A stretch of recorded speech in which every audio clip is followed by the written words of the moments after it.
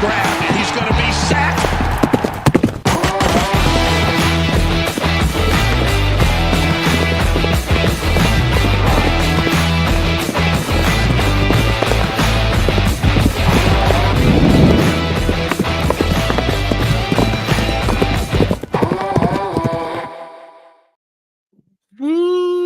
Let's get it, baby. Welcome to shotgun this beer. 4. Let's go, everybody. We have a wonderful episode for you guys tonight. So y'all be sure, join the chat. This is going to be fun. Jeremy is just a minute late, but Jeremy, give me a thumbs up when you're ready to go. We'll put you up here. But before we get into our fun games, guys, be sure smash that like, subscribe to all the channels. Links are in the description. And before we get into our games, we got some funny news to talk about, man. Russell Wilson exposed, suing the Broncos for what? Oh my God. We're going to talk about this a little bit, then get into regular Broncos talk. But, Mark, you volunteered as tribute to kind of break down this situation for us. I find this hilarious, but if you're not familiar with it in the audience, Mark, break it down for us. Yeah, man, crazy.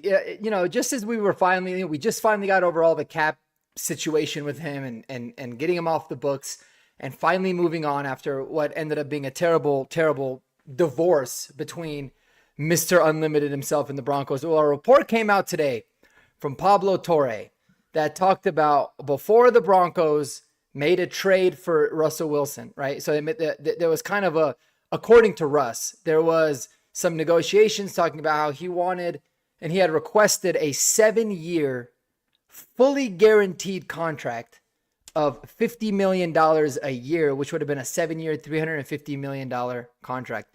And he wants it fully guaranteed. And apparently he thought the Broncos said sure. And then once he waived his no trade clause, went to the Broncos, then he said that the Broncos apparently got cold feet, which is just absolutely psychotic. Anyways, long story short, we didn't get it. We didn't give him that. We still gave him what ended up being a terrible contract that we are, in the last year of having to deal with after 2 miserable seasons here. But it's funny, man. I look at it like this dude, something's got to be wrong with Russell Wilson. Like, I'm all for the positive thinking and, always trying to be optimistic, right? I think it's a beautiful thing. But sometimes you got to live in reality. Russell Wilson hasn't lived in reality in God knows how long. This guy, just as early as, what's today, Tuesday? I think on Sunday or on Saturday, he was talking to the New York media somewhere after some event. And he said that, what's the receiver's name? I always do this. Malik Neighbors. Yeah. He said, Malik Neighbors is the main reason I chose to come to New York. Let me give you some breaking news, Mr. Wilson, Mr. Unlimited. Nobody else wanted you, dude. You didn't have a choice. You just went to New York because everyone else said you suck. You know what I mean? And yeah, I don't know if it's Sierra's fault. I don't know if it's the CTE. I don't want to go down that path. But Russell Wilson's a little bit out of his mind, man. And he got Sierra's goodies, right? But George Payton, even though he gave him a bad contract, he said, not my goodies to Mr. Russell Wilson himself. So that is the Russell Wilson story. If you guys have any comments or anything that I forgot to add, please let me know, or obviously join in the comments and let us know what you guys think too. But yeah, Kodiak, what are your thoughts on this? Then we'll get to Jeremy's. Man, this is just absurd. When I think about the Russell Wilson tenure with Denver, it's just all been a complete mess. Like, the most exciting part about trading for Russell Wilson was the day we traded for him, and it's just been all downhill since then. Obviously, we were going through a lot of turmoil at the time, and obviously, we were going through an ownership sale and whatever, and the Bolins didn't want to have to shell out like $350 million because, when you sign people to those guaranteed deals, you do have to put it in escrow. So I don't think a family on the way out ever would have signed off on that. But, man, he said that the Broncos got cold feet. I mean, if they weren't going to pay you that, who was? Like, who was, honestly? And, this is part of the reason. There have only been 3 teams that reportedly were in on Russell Wilson that offseason, and they were the Eagles, the Commanders, and the Broncos. And all these teams are in such a better place now than, even we were when we traded for him. And The Eagles and Commanders obviously made the championship last year. So, man, it just shows how much of a mess that this has been. Once again, I'm all a part of I like the positive thinking. I get it. But he is a walking, talking brand. And it's just like all the stuff that he's did last year, the smear campaign, like big, mean Sean Payton benched him and then led the Broncos to the playoffs. Yeah, I don't know. It's just been a wild ride, to say the least. Now we're off of Mr. Unlimited Lid's wild ride. And maybe he is electric with Malik Neighbors for 4 weeks before he gets benched for Jackson Dart. So, yeah, that's all I have to say. Jeremy, what you think, man? Mr. Delusional. Delusional. Dude. Insane asylum. Let's ride. Yeah, I don't understand, dude. Like, I mean, I guess you can ask for whatever you want, right? Like, I would like 350 million guaranteed at my job too. Why not? Let's go ahead and ask for it. But the fact that he's still got his own office upstairs, he still got the contract he did. I mean, gotta hand it to him. I mean, I don't know what happened between 4 weeks. Wasn't it like 4 weeks left at the end of the Seattle tenure to like wherever he has that now? I don't know what happened there, but I don't know. I'm just glad he's not our problem anymore. But when you hear stuff like this, it is just, it's wild times. It is interesting. I almost wish that we had, I forget what the cap hit would have been like, but man, we should just let him go after we fired Nathaniel Hackett and all those guys. But what I find interesting is that, when Sean Payton had benched him and then Russell came out, with this lawsuit about, or how the NFLPA was looking into benching him for the non-injury guarantee or whatever. So I don't know if this lawsuit was different, suing the Broncos for colluding with the rest of the NFL for not giving him a guaranteed contract, but I'm happy that he lost this. Judge found him or the Broncos in no wrongdoing, but I think it goes to show just the temperament of Greg Penner, George Payton, Sean Payton, and the rest of the front office, because if I was in charge and Russell Wilson through his media team is starting to leak all this stuff and, say, this is how they're handling the benching, we're going to have the players union look into it, man. Like, and I would have gone out right there and said it. Well, you were trying to get 50 million guaranteed over for 7 straight years, worse than Deshaun Watson. You were holding us hostage and all this stuff. And it just shows like the, I don't know, just the temperament and wisdom they had to bite their tongue on it. And then, let the football gods do their work, because now it comes out through this Pablo Torre report. I find this very interesting, vindicating, and just hilarious at this point, man. I just find it entertaining. I know some Broncos fans probably get sick of, the Russell Wilson videos, but that man embarrassed us more than Josh McDaniels ever did, man. Him and Nathaniel Hackett. So that's how I feel about it, man. Well, he got his fully guaranteed contract this year. So 1 year, $10 million. I don't even know how he fleeced the Giants for that, to give him a fully guaranteed contract. But they said, all right. But they're the Giants, so Yeah. There you go. Now we'll see how it works out. Before we get started on our games, before we get to rank and file, shout out to Eli Betts. He said, Russ's greatest accomplishment in Denver was that Subway commercial. Do not trigger our PTSD now. Don't do it, man. The danger wish traumatized me, man. That was awful. Why would you do that, man? But send in 1099 to somebody's channel, not mine. Maybe Kodiak's, Mark. We'll see when the revenue hits tomorrow. Gotta stay late for work tonight, so looks like you guys are keeping me company. Have a great show, fellas. Thank you. Go Jets, but really go Broncos. And Mark Ryan saying, I hope Russell gets benched every year going forward. And I feel the same, man. I'm bitter. I ain't ever gonna be over it.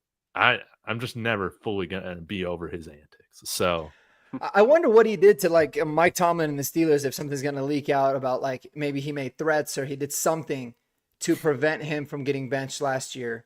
especially, you know, down the stretch of the season. Because you could have easily made the argument like the Steelers, they're not going to go anywhere anyways. Maybe Justin Fields could have given him a spark. So I don't know. But shout out to Russell Wilson, man. Honestly, as much as I cannot stand him, he went from like being one of my favorite quarterbacks pre-Broncos to somebody that I absolutely despise. But you got to give it to him, man. He's got a good PR team and he got a lot of money. He's going to be running for office. He has politician written all over him. So, dude, no doubt about it. Quick one-liner. We'll start with Kodiak and work our way around. Who was worse, Wilson's stint with the Broncos or Rodgers with the Jets? Oof. I mean, this is a pretty good one considering you have to look at this from all angles. You know, Rodgers demanded that all his trash cans came with him, like Lazard, like Cobb, and a common denominator here is Hackett, I guess you could say. But the Jets also didn't have to give up 2 firsts and 2 seconds for the rights to get Aaron Rodgers. So just based on that, I'd go with, Russell Wilson. But I will say, one of my favorite games from last year was the game where we showed the NFL world that Rodgers was done. I've been a Rodgers hater forever. So, yeah, I got to go Wilson with the Broncos just because of the opportunity cost. But, yeah. Jeremy? Yeah, it was Wilson just because Rodgers got hurt. I mean, maybe he could have done more in the offseason than, you know, doing whatever enemas he was doing. But maybe that contributed. I don't know. But I would say Wilson. I mean, there was no excuses. He was supposed to come in and be the man, and he wasn't. And, yeah, he immediately distanced himself from the team. That was not good. But I will say, still, neither one was as bad as Deshaun Watson. So, at least we weren't the worst. Yeah. Yeah, it's got to be Aaron Rodgers, man. No doubt about that. No, sorry, Russell Wilson. No doubt about that. I mean, Aaron Rodgers, just like y'all said, they didn't give up as much financially with draft picks. And at least to Aaron Rodgers' credit, like when they were bad, he wasn't delusional. He talked about how much they sucked. He took accountability. You know, that speaks for something. Russell Wilson just pretended like we were doing great, sitting at like 3-10, you know? So that's what angered me the most. So yeah, absolutely. It's got to be Russell Wilson, man. And it was cool. I mean, it showed that Rodgers, you know, still really cared when he was throwing. Was it MVS? He's just thrown under the bus for not, you know, running within this line, you know, downfield, you know, whatnot. You know, Russell didn't throw anybody under the bus. He just talked in cliches the whole time, like a plastic man. You know, again, like you seen Barbie with more personality, right? More, than he ever gave us. So. Yeah, Russell. Have you guys ever seen a professional athlete just take an absolute like verbal beatdown and just sit there and take it, like you did with Russell Wilson? I've never seen anything Super Bowl like that. champion too, which is even more crazy. And a Super Bowl champion, where I know it's definitely true. Nobody showed up to his birthday party now, right? Yeah, for sure. Yeah. But I'll never forget. Like I'll never forgive the local and the national media how they're spinning it, like defending Russ. Like you don't speak to somebody like that, you know, like making it seem like he was the victim and all of this when like there was so many things that like him and his camp were doing and leaking, and that always really irked me a lot too, because it's like, listen, he's a grown-ass man. He could have given it back to him. You saw Bo Nix did it as a rookie, and Sean Payton was loving it. And so it's crazy how it came full circle. That's why you don't draft short quarterbacks, man. They got the Napoleon syndrome or whatever you call it, man. That's just what it is. So Shall we move on to the games, guys? Let's do it. We got Jeremy starting with rank and file, and then we'll move on accordingly. Jeremy, take it away. All right. Yeah, I just wanted to second that on Eli's super chat. That is very generous, man. That we appreciate you being here every night. That is awesome to see. And then some of the cringe stuff. High knees was maybe the worst. That was on an airplane. That might have been the ultimate. That was. I think about it every time I go on a plane, though. You should do the high knees as going to the bathroom. I'm like, you know what? That actually kind of sounds nice. The thing I never took Aaron Rodgers too bad before was at least he made fun of Travis Kelce a good amount. So I'll let him slide on that one. All right, rank and file. I have a new game. We're going to rank a few different questions. My first one I got for you, I picked 7 players on the Denver Broncos, and I want the guys to rank them 1 through 7 on their importance to the team. So I sent this to him earlier, that way, because it's a little complicated. I got Patrick Surtain, Bo Nix, Zach Allen, Nick Bonito. I put RJ Harvey and Cortland Sutton. Let's go Kodiak. We'll go counterclockwise to start it. Okay. All right, so remind me. PS2, Nix, Benito, Harvey, Zach Allen. Who else? Benito, Cortland, Portland Sutton, Garrett Bowles. and Garrett Bowles. And I Okay. didn't say I'll Garrett text you the list again. Okay. Now I think I got it from here. So I would say that PS2 is still number 1, like just because he flat out is, the most valuable non-quarterback in the NFL, or at least he was rated by PFF as that, even though they, for whatever reason, said that Sauce Gardner was a better cornerback. They were just like, oh, PS2 is the best, most valuable non-quarterback in the NFL. So that didn't make a lot of sense to me within their process. But, 2, obviously we got to go Bo Nix. I mean, we've seen that if you don't have a franchise quarterback, you have nothing. How many years did we try to talk ourselves into Case Keenum, Teddy Bridgewater, all those retreads, and we were just like, all right, whatever. We'll find an answer later on. The rest of this team is so good, and we probably just massively overestimated the talent level on this team as well. Number 3, oh, man. I think, Zach Allen here. The reason I go with Zach Allen as one of the third most important on this list is because he just eats up so much and he makes life easier for all the edge guys. And, coinciding with that is Nick Bonito. Now, what I will say about Bonito is that even though he did have a lot of his production, in abnormal garbage time situations, I will say the 2 plays that he made last year that were the biggest plays of our whole season, like they were not sacks. They were pick sixes. So yeah, then I go number 5, probably Garrett Bowles, just for holding down the blind side of the Denver Broncos down for so long. I remember so many people were so mad after we took Ryan Ramczyk over Garrett Bowles. But guess what? Now Ramczyk's out of the league. He retired because of his cartilage injury. John Elway masterclass, baby. Yeah, exactly. And while you can't predict something like that, and yeah, I know Ramczyk was an all-pro really early on, I think we've made it out pretty well with the Bulls pick. Number 6, I'm just going to go with RJ Harvey here because now he's the future. Yeah. Wait. Sorry, you're at number 5. Well, he put Benito. Yeah. Oh, you already put Benito. I'm sorry. Okay. I'm sorry. I'll shut up. No, you're good. You're good.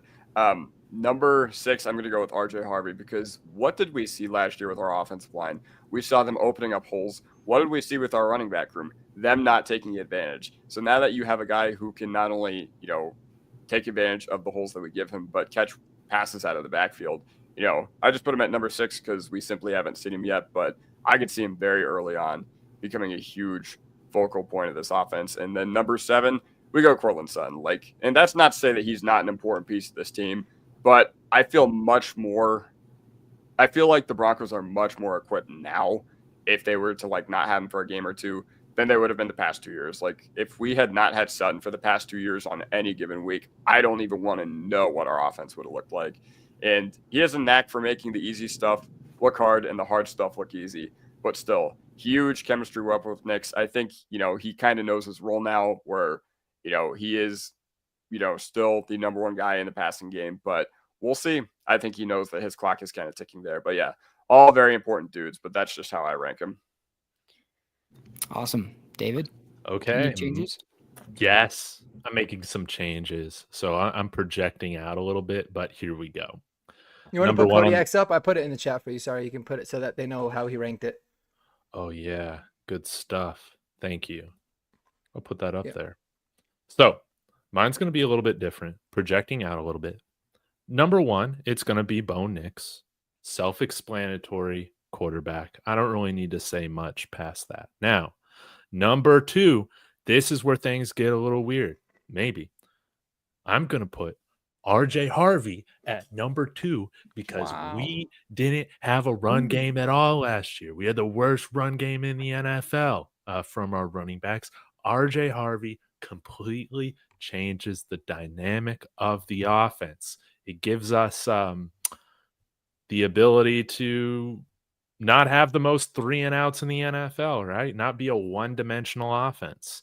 I'm putting RJ Harvey there at number 2.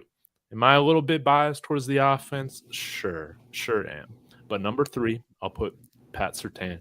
It's always great that you got a guy that you know can lock down the primary number 1 weapon in each passing attack that we face. That's crucial. Number 4, Zach Allen. Number 5, Nick Benito. So then number 6 and 7, it's Garrett Bowles or Courtland Sutton. I'm going to go with Garrett Bowles being the left tackle at number 6 and Courtland Sutton at number 7. I will say honorable mention to Evan Engram. I might have him higher than number 7 or 8 if he were part of this list. I thought about putting Quinn Miners on there too. Ooh, that's a good one. Wow. Yeah. Because a lot of people think he's our second best player on the whole team. So That's true. Yeah, thanks for siding with me, Eli. I appreciate it. No, you're not allowed to do that, Eli. You sided with one person on this entire panel, you pick who wins. and that is me. All right, Mark, what do you got? I'm actually a little bit surprised. We kind of differ quite a bit. I was shocked by a few of the first rankings. So I have, obviously, without a doubt, by a million feet, head and shoulders above anybody, is Bo Nix, number 1, for obvious reasons. You don't have Bo Nix, you're probably winning 3 or 4 games this year, maybe 5. And it'd be better off if you did, to be honest with you. Mm-hmm. Quarterback, it always starts there. Football is won and lost in the trenches after the quarterback. And so if your quarterback's the most important, the number 2's got to be the guy protecting his blind side, and that is Garrett Bowles. We do not have somebody behind Garrett Bowles that you're confident, right? You want Matt Pert? David? Huh? No, you want to see Frank Crum? You want to see what kind of progress Frank Crum has made? Absolutely not. Garrett Bowles is without a doubt the second most important. We're going to keep it in the trenches because as much as I love me Patrick Surtain, and he is definitely the best cornerback in the NFL, no doubt about it, Zach Allen's got to be my number 3. Because Zach Allen makes this entire defense go with his work and his ability to stop the run, his ability to get after the passer. He creates one-on-one, so he makes Nick Benito better. The pass rush is better, and as a result, the secondary is better. I love corners, but cornerback is a luxury position. It is only important if the rest of your defense is good. If we couldn't rush the passer, doesn't matter who you got covering. So I got Zach Allen at 2. At 3. PS2 at 4. For obvious reasons, he's just a shutdown, kind of lock one side of the field down for you, and allows the pass rushers a little bit more time to be able to get there. The reason I have him above Nick Benito is because I think that our edge room is so loaded already that you have some guys that you feel confident can probably step up if needed. So I got Nick Benito at 5. Number 6, I have Courtland Sutton. I think Bo Nix is going to take a huge leap in year 2. Having his number 1 receiver is going to be, really important. Courtland Sutton's obviously very important for what this team does, but with the development of the young guys, with the addition of Evan Engram, we shouldn't need to rely on him too much. I think we'll be able to get away with it this year. And then number 7, I have RJ Harvey. You just don't know what to expect with him. And by signing J.K. Dobbins, I look at it like you at least know what the floor could look like in your running back room. So if RJ Harvey works out, which I think he's going to be a beast, great. If not, it's basically the same room we had last year, but with J.K. Dobbins, who's a pretty big upgrade leading the way. So that is my list. I like it. That's why I asked it, because I kept going back and forth on it myself. I mean, for me, Bo Nix is number 1 because it's the quarterback, and I think, if we didn't have Bo Nix, if we just had the conversation about Russell Wilson, I think that, we just saw what the difference was. But yeah, after that, you really can make your own list, honestly. I'll put Patrick Surtain, he's the defensive player of the year, but you can make a strong argument. Do you need a left tackle or Zach Allen or your pass rusher or your number 1 wide receiver or running back? So, all right, that's awesome. Number 2, my question, rank. And I'm going to do this clockwise. I'm going to start with Mark because I think Kodiak kind of did a video like this. So it was in honor of him. But rank 1 through 4 on who is the most responsible for the Denver Broncos revival. We got Sean Payton, George Payton, Greg Penner, or Bo Nix? And we'll start with Mark. This one I spent a little bit less time on. The first one that got me, I was like thinking a lot. This one was a little bit more easy for me. I got Greg Penner as number one, in my opinion. I just think it always starts at the top. You see what ownership can do when you empower the football guys to do their job. You give the resources needed. He came in, he flipped everything around right away. Number two, I am going to say George Payton. George Payton ultimately did bring Sean Payton in. He righted a lot of his wrongs, if that's even the right way to say it, which I think should be, is very commendable of him. I think it's something that not a lot of people in his position would do. He hired Hackett. I get it. He got rid of him right away, and he ultimately did make the play and go get Sean Payton and give up the second round pick when we basically had no, draft picks or anything at all still. So it would be him. Sean Payton would be the obvious number three in this case because, he's just kind of next on the list. And then number four is Bo Nix. Now, obviously, once he came in, Bo Nix has probably a higher impact than almost any of them except maybe Sean Payton. But he's not here if Sean Payton, George Payton, and Greg Penner are not there. So that's how I have it. Okay. David? I will fight you on this, Mark, and probably everybody else. But I'm going to give the most credit to the number one star of the show, our coach with a huge ego, but I love him. That's how you want to have it, is Sean Payton, man. This guy came in here, completely changed the culture now. Does that have to do with Greg Penner as well? But you can see, even if you're willing to spend all that stuff, you got to find the right coach to make it happen. Sean Payton's done that, man. He's turned around the culture, the vibes. He's got swagger. And, he reminds me of Mike Shanahan in some ways to where can be an unpleasant guy. He's arrogant as heck, but he'll win you a lot of football games, and he's right way more often than he is wrong. So give me Sean Payton. After that, I will say Greg Penner, because it was ultimately his decision to hire Sean Payton. Now, I know that sounds a little backwards, but Sean Payton's doing the majority of the work on this. That's how I see it. Then, number three, it's Bo Nix. You need a quarterback worth a damn to make any of this work.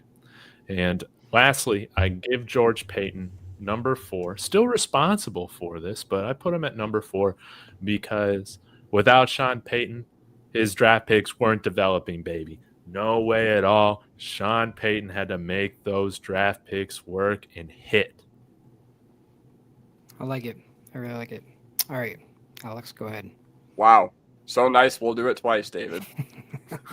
Exact same list, but let me just go down. I don't want to say the exact same stuff you did, but talking about Sean Payton and why he's my number one, well, he's just given us everything that we have not had with the Broncos over the past few years. He overhauled the strength and conditioning program to the point where we have gone from the most injured team in the league to now selling our injury data to free agents who are coming off injuries, high-profile free agents too. And, he also brought in all the position coaches. When we talk about George Payton's picks not really developing and taking a little bit to see the vision, who are the guys that have really made those picks and that vision come to light? Zach Strief, Jim Leonard, Jamar Cain, Davis Webb, and all that. So, with Sean Payton, he just did so much for this team that I got to give him credit for. And the fact that we finished with an 8-9 record after giving up 70 points in the very same year, just an absolute masterclass from Sean Payton. Now, talking about Penner, there is no Payton without Penner. And he forced George Payton to trade assets for Sean Payton as well. But, he's willing to put in the work. He's willing to invest into the team and, get a better product on the field as a result. Obviously, with our new facility coming. But also, during the year, they're willing to spend thousands of dollars just to make sure the playing surface is safe for the players as well. Obviously, Bo Nix, when he came in here, the fortunes of the offense and the franchise turned around like that. And that's why it's such an exciting time to be a Broncos fan, because through all the times that we were in quarterback hell and purgatory, guess what? Your minds need to get out of there. They're not there anymore because we have a guy like Bo Nix. And it remains the question of how high is his ceiling, which is really, really exciting. And George Payton, not to say that he wasn't a part of the turnaround. I do give him his props as well, but he kind of put us in the hole. Like, I'm not going to pretend like he did everything perfect as well. But you know what? George Payton, he still deserves his credit for, picking Benito, picking Mims, picking Allen and everything, or signing Allen and righting all the wrongs, as you guys have alluded to. So, yeah. Yeah, it's going to be 3-1, Mark. I'm sorry. That's how I would rank him too, honestly. I just think because Sean Payton is like the guy who's running, like a good owner, like does all the things that Greg Penner's doing. He's taking care of making sure everybody needs whatever he's empowering everybody. But like the decision to bring in Sean Payton was his best decision. And the fact that, like we talked about last time, the ability to make a mistake, maybe like a bad hiring or a bad signing and be able to move on from that quickly is huge. But Sean Payton he's the guy that identified Bo Nix as the guy he wanted. He's the guy that, like Alex said, has overhauled. I mean, our injuries completely have turned around. Just the attitude, the winning culture. We forget like how low this team was and how it was like another team would take a lead and it's like, oh, we're not going to win this game. Like that, the mood was just so different. And Sean Payton, I just have so much more confidence. He reminds me of Shanahan. But Penner is, I'd say, I totally agree. I think he's second. I think if we end up, the day we end up having to move on or say goodbye to Bo Nix, hopefully that's not for a very, very long time. But I'm confident that he's the type of owner and he'll make the type of moves he needs to do to keep us relevant, keep us good. And George Payton, and then Bo Nix, obviously, just his leadership on the field. I mean, he's everything you want in a franchise quarterback. We're just so lucky to get him. And George Payton, he's the one guy who he has done so many good things. I just think like if you were to lose one of the four, he's probably the easiest to lose and still be okay just because you have a good foundation otherwise. But he's done so many good things. I mean, I at this point, I'd give him a B+ for his tenure. So I have nothing negative to say about him. Well, very little negative to say about him. All right, let's go to number 3. Question number 3. We're going to rank 1 through 4. Now, this is going to be interesting. I'm going to do Mark last just because I know this is probably like his thing. So like, I know he's probably saving up, but I want you to rank uniform combinations, but these do not exist. Okay. These are not your favorite that you've seen. These are 4 that we've never seen. So the first will be the all orange tops, orange pants, white helmet. Usually they'd wear the navy. You got the all white everything. I want white jersey, white pants, white helmet. Then you have the all midnight everything. Blue helmet, blue jersey, blue pants. Or you got the road throwbacks, which we have yet to see, and I hope we can see those this year. The white throwbacks with the blue helmet, white pants. We'll start with David since he hasn't gone first. Then we'll go Kodiak and then Mark. All right. Well, I feel like there are kind of 2 different tiers in these uniform concept ideations or ideas. But first, I'm going with all midnight navy and navy helmet. I think that would just look great, specifically on prime time, under the lights. All that would just look really clean. It would look intimidating. No issue there. Okay. Secondly, not a huge fan just in general of just like one primary color throughout, but I do think the all white throwbacks with the throwback blue helmet would look really nice. Again, you got the numbers, they would be outlined in blue, I think. So those would pop, I think, pretty decently, although I would prefer maybe blue pants with that. But anyways, we're moving on. So those are like 1 and 2. Okay. Now, I guess I would go with the all white out. That would be kind of interesting with the snow cap helmet because I think all orange with white helmet is way too much orange. That would be disgusting. Orange pants, orange socks, and an orange jersey is just, that's That's garbage. That is nasty. I would hate watching it. It would remind me of like those Seattle Seahawks like lime green uniforms that they've done. The color rush just atrocious on television, and yeah, not doing that. So honestly, give me those three options outside of the all orange. Kodiak. All right, so number one, I love all white. And I don't know, there's two iterations here, because if we're talking about the throwback jersey, like it'd be hard for me to not get really, really excited about that, because I think that would be one of the best like white uniforms in the league. Mm-hmm. Obviously, these are one of the best home uniforms in the league. The one Riley Moss behind me right there, I think those are flat out some of the best in the league. But then you put a white version of that, like I don't know, I'd just be so excited about that. And then number two, like I don't know, just going off that, I think the all white, that'd be pretty cool too. Like, even though, we're not talking about the throwbacks anymore, but the all white, that sounds sick. I'm a sucker for, like all white with white helmet. It reminds me of the Saints. It reminds me of the Bengals when they have those uniforms as well. And, all midnight navy, I don't have anything against the midnight navy. I just think that they looked a little odd with those helmets that we wore. We looked like stormtroopers, to be completely honest, I thought, against Cleveland. Especially for me, I was sitting in the 500s in that game. I was like, these dudes' heads look ginormous. I thought they looked like bobbleheads from my vision, all the way up there in the 500s during that fateful Monday night. And then, I don't know, just all orange with white helmet. I just think it's a little too much. Okay. Orange, it looks fine on teams like Texas, Tennessee, Syracuse. They all rep the orange really, really well. And the Broncos obviously do too. But throwing a white helmet on top of that, I don't know, man. I don't know how I feel about that. I think when we did the all orange with the like D helmet that was like darker a few years ago, it did look pretty nice. Yeah. But with the white helmet, I'm just like, man, and I got to assume that the other team would be wearing white jerseys too. I just feel like it wouldn't look that good. All right, Mark. All right. Yeah, I love this one. You know me and my jerseys, man. This is my thing. I think the all-white throwback would be ridiculous. I have a feeling they're going to release it this year. I hope so. It'd be so pretty. Yeah, everything about that would be perfect. Number two would be the navy, the all-navy with the navy helmet. What should be the new Broncos home jersey all the time. I love the all-navies. I think it looks tough, mean. Looks good during the day. Looks really good in prime time. Yep. So I'm a big fan of that one. Yep. My number three would be the all white with the white helmets, just the full white. Did that combination in Madden a couple days ago. Looked pretty nice. Yeah, looked pretty cool. It's like a whiteout thing. I kind of like the whiteout trend.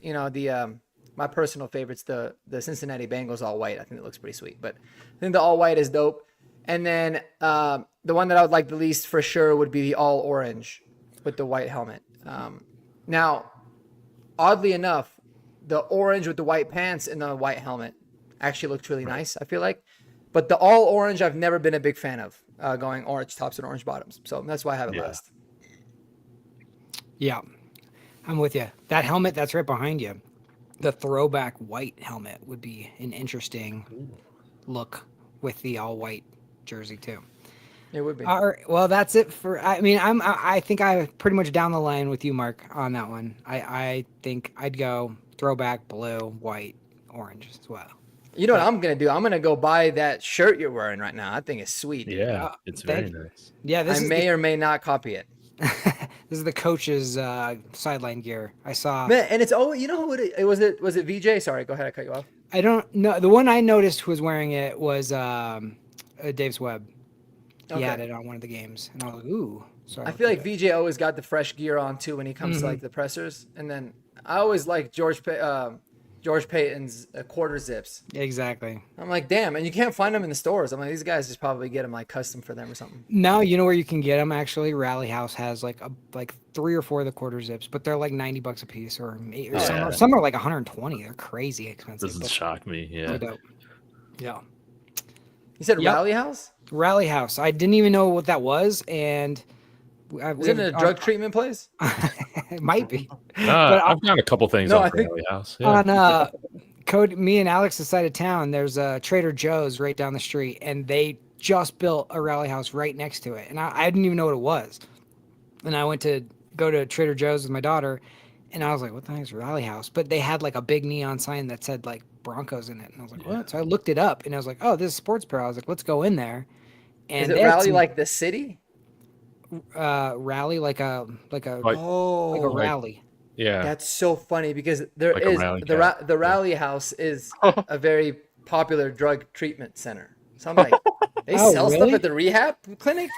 Yeah, I used to work in that industry, like in the medical space. So I Oh. remember that name. And then I heard their commercials, but I'm like, that's kind of strange. But Rally House, got Yeah, it. Rally, not Raleigh. That's good to know. Yeah. Website. Yeah, they got a bunch there. They can sponsor us if they'd like. We wouldn't Yeah, mind. hell yeah. Shout out to Rally House. All right, well, that's it for me. Thanks, guys. That was awesome. That was Nice. great. That was great. Kodiak, take it Yeah. away. Yeah, what's up? Welcome back to Kodiak's Kryptonite or Kodiak's Crystal Ball, whatever you want to say. So, with these three handsome gentlemen that surround me on your TV or computer or your phone, wherever you may be watching, first of all, make sure you subscribe and hit that like button and share it with somebody else, no matter whose channel you're watching on. We all greatly appreciate it. Second of all, what I am here to do for my segment is I am here to ask each of these guys individually how I think, or I'm going to ask them about upcoming contests that we have this year. And I'm just curious to see what they have to say about this. And, you know, when the schedule did drop about a month and a half ago, I did a video with Mark and Jeremy. So I kind of know what they're thinking, but we're going to have David go last year because I want him to get me bricked up. That's all I'm going to say. All right. So, Jeremy, you can start with this one. Okay. All right. The matchup I got for you that I want to ask you about, how do you think it's going to play out? What do you think you're going to see from us and the other team? How Yeah. do you think it's going to go? Week 4, we got the Cincinnati Bengals coming in here on Monday Night Football. You know, primetime heater early on in the year, rematch from the Marvin Mims miracle game from last year where we ultimately couldn't put it away in overtime. What you thinking about that matchup as of right now? I want this to be the Riley Moss revenge game. He was coming off an injury. He had to go against T. Higgins. It was like, man, it was baptism by fire coming back from that injury, which was, if I watched the highlights again of that, and that knee injury looked so bad. That's the game that I'm very excited to see. They paid all the money for their offense, and we have gotten a lot better even on defense. So if we're healthy going into that game, I think our defense is gonna be licking their chops to trying to get after Joe Burrow and those boys. So I like our chances on that one, honestly. I think if we can put up into the 30s, even high 20s, I think we're gonna win that game. I do. And I think Bo Nix is I think as much, I don't think he's scared, you know, that he can feast on the Cincinnati Bengals. And I don't think those were fluky passes. That Marvin Mims catch was a thing of beauty too. So yeah, I'm excited about the game. It was. Mark, any thoughts? No, I agree. I think this is the revenge game, in my opinion. This is when you're going to see the impact that Jahdae Barron will have on this defense, how we can now cover everybody anywhere. Regardless of if Riley Moss is injured or not, we're going to be able to match up with guys, with teams specifically like that got elite, you know, elite wide receivers, a really good productive tight end that absolutely demolished us last year in Mike Gesicki. So I think we match up a lot better, and overall we're at home, so I like it. Nice. David?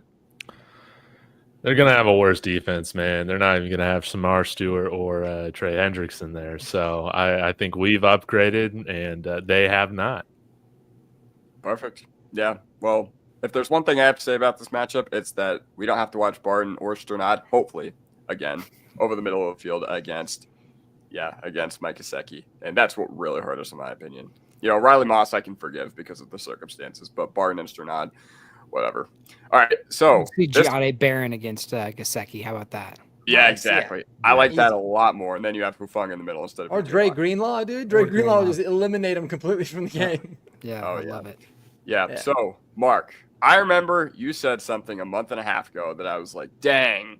I was like, wow. So, week 8. After the Giants, after we come back from London, we get the Giants. But after that, we get the Cowboys. And now that they traded for George Pickens, now that they're obviously probably going to rely on their passing game with Dak Prescott, with George Pickens, with CeeDee Lamb, they have Miles Sanders and Javonte Williams. Don't expect them to have much for a run game. What do you expect How do you think this game's going to go, and who do you think's going to win? I still have a really bad feeling about this game, man, for a couple reasons. Because, we're in London a couple weeks before. We don't have a bye. We come back, we play the Giants, and then we play the Cowboys right after that. Like, we could have a letdown game against the Giants, but even if we have, like, the worst letdown game against the Giants, we should still win, at least by a little bit. The reason I have a bad feeling about this game is strictly just a feeling. Like, there's not really reasons behind it. I think we're a better team. Even though I think the Cowboys will be a lot better with like a healthy Prescott and all that. But the last time the Cowboys beat the Broncos, I was 2 years old. All right. That was 31 years ago. So I feel like at some point, like they're just due. It's just a bad feeling. But overall, I mean, I love it at the fact we're at home. So I think, the addition of George Pickens doesn't really scare me at all. In fact, it's just more drama for Schottenheimer and that whole organization to deal with. And CeeDee Lamb, I think, can get taken care of by PS2. So I like the matchups that we have, but I think it's going to be a grinded out game. They got a tough defense. Like I said, the team's going to be in a really weird part of their season. So, I want to switch it. But I don't want to sound too much like a homer. I'll stick with my initial prediction. I think the Broncos end up losing on a Brandon Aubrey 71-yard field goal because he'll make it from 71 here. Oh my God, that's funny. Well, if you're gonna lose, may as well be in like amazing fashion where you're just like, all right, you got to tip your cap to the other dude. All right, David. Yeah, watch Javonte Williams just have his Jerry Jeudy revenge game against us, like running for over 200 yards on us. But nah, I'll switch this one up. What was our losing streak versus the Chiefs until week 18? Was it like 17 straight losses or something like that? I think it was 15. No. 15? Right.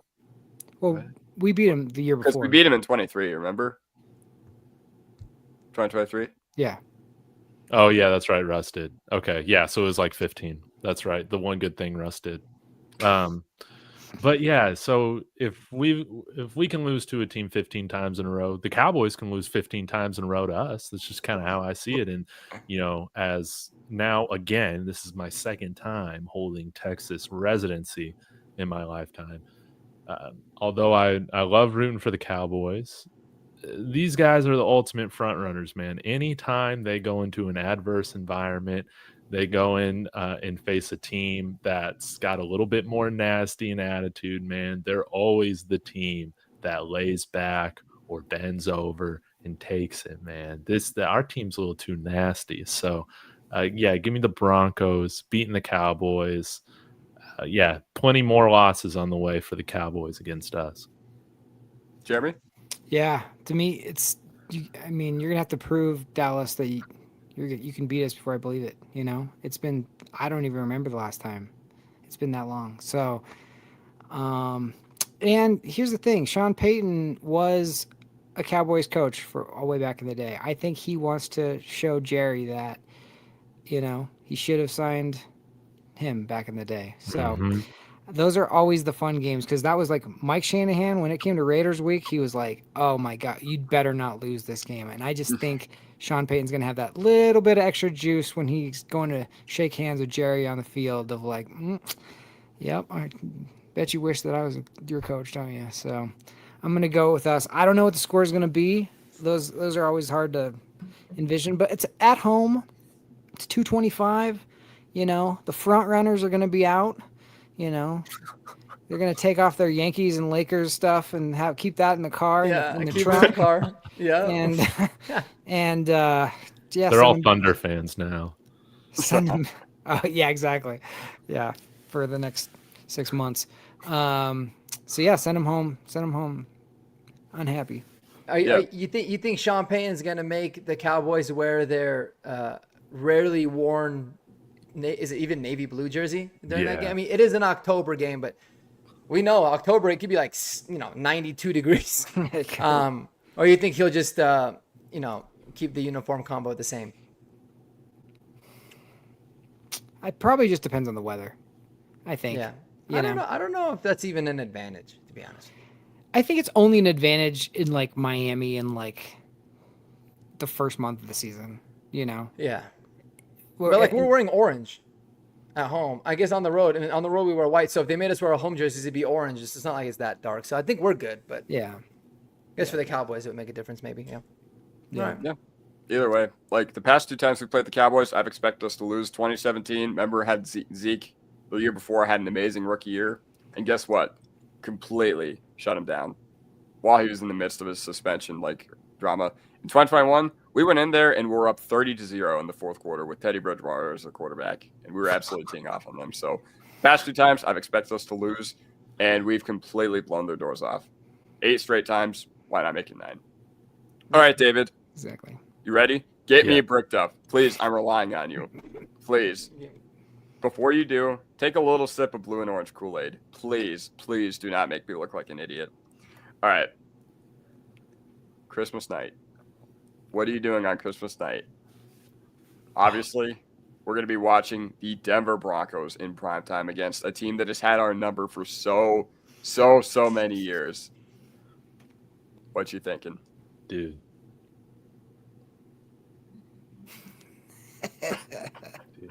He's got props. Dude, the Chiefs are the most overrated team in the NFL. They suck. They lost so many good pieces. They're the most overrated team out there. And you know what, man? The NFL machine is going to move on just fine with Bo Nix as the face of the NFL, as opposed to Patrick Mahomes and an aging Travis Kelce who isn't even relevant without Taylor Swift. He's washed. You saw him giving up in the Super Bowl. You saw Chiefs fans already calling them to cut his ass. No, the Chiefs, they had their time. They had their 3 Super Bowls or whatever it was. They beat us 15 straight times. But this is now our division.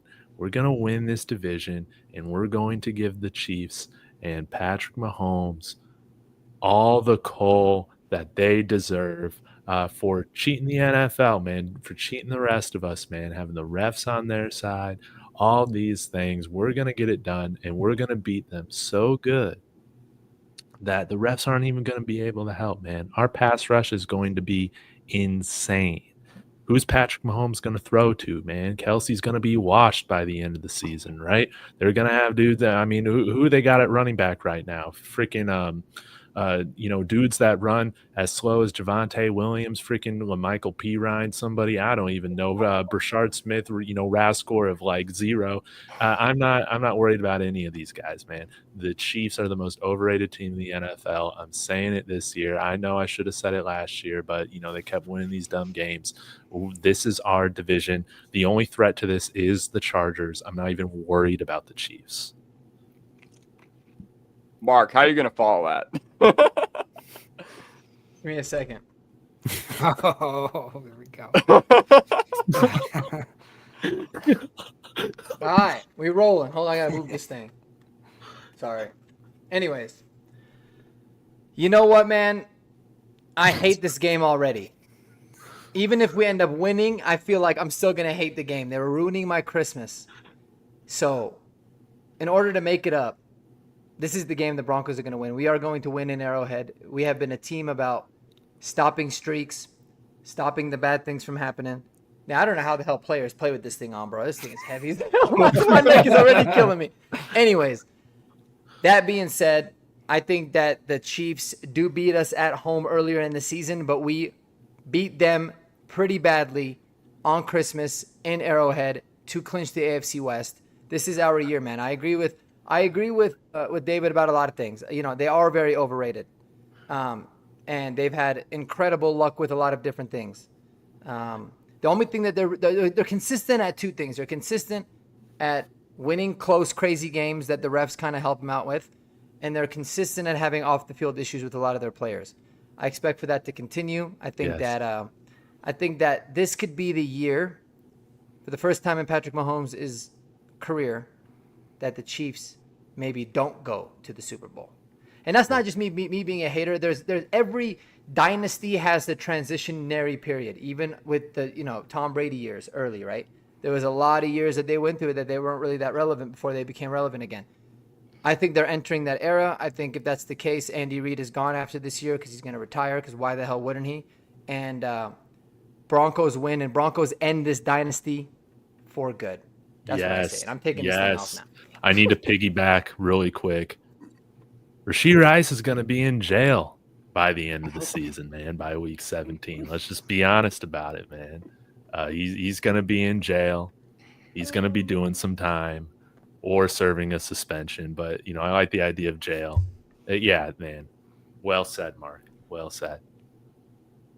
So who's that Raiders wide receiver that killed somebody in a DUI crash? Poor guy, Henry Ruggs. Henry Ruggs. Henry Ruggs. I lived like 5 minutes away from where that crash happened. Yeah, I was looking into his story. It was crazy. Anyways, I don't want to go off the rabbit hole. So he's projected to kind of come out of jail soon, I think. He might come out pretty early. Yeah, and he's been working out. Is he the perfect wide receiver for the Kansas City Chiefs? Yes. Yeah. Absolutely. You absolutely sign him. I think he is too, man. Yeah, he can run fast, man. But it's crazy, actually. Like, really quick too. side note, from everything that I read and saw about him, he was like the nicest guy, never got in trouble, and just made one stupid mistake. Yeah. And damn. But anyways, yeah. So maybe the Chiefs will sign him after Rashee Rice goes to jail. Maybe they just switch the two receivers. They do a deal with the local county jail there in Vegas. It'd be pretty funny. They're just passing each other on the highway. Yeah. Those two. Yeah. Yeah. Oh, anyways, the ADD's kicking tonight, so my bad.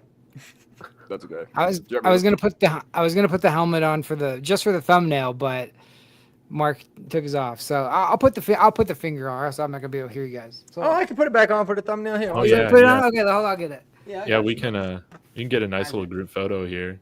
Yeah. But yeah, this is. Am I drinking the Origin Blue Kool-Aid? Probably, man. But I don't care, man. We embarrassed the Chiefs last year, man, and Alex Forsythe just ruined the whole thing. But he's gonna get cut this year. It's gonna be okay. All right, let me get this on straight. All right, Bro, these things are Here's the thing I like about this game is when Bo Nix looked into the eyes of, I think it was the Raiders. I think it was Crosby, but I'm not sure. Yes. And he was all like, I'm not afraid of anybody or anything. That's the moment when I was like, oh, we're coming for the Chiefs. We're not afraid. Like we said, or like in the chat, Paul said, Patrick Mahomes. That's how I feel. Like, it's over. Patrick Pooh. I think the time is done. There's always a Super Bowl loser hangover, and all I want for Christmas is the AFC West. This is the year. This is the night. I don't want it. It doesn't matter about the presents. I want my daughter to have a great Christmas morning, great day. Give me Christmas night. That's what I want. AFC West. I want to clinch it, and I want their time and their reign to be done. And that's how I feel. Man, we all look amazing right now. Yeah, take your screenshots, whatever. I'm definitely screenshotting this on the replay. But when the Chiefs became my least favorite team was when I was 15 years old, and they sent out Dontari Poe to do some, I don't know, whatever pass or whatever. Just so stupid, dude. Rubbing it in our face. Like, I don't know. It made me so happy that Le'Veon Bell ran all over them 2 weeks later. And guess what? Now we're going to get our revenge this year. We match up with them so well. And guess what? What a way to win in Arrowhead for the first time in a decade, to put the nail in the coffin of the Chiefs dynasty. Mm-hmm. Mm-hmm. What's the most ideal scenario, like way to win, in your opinion, Kodiak, that game?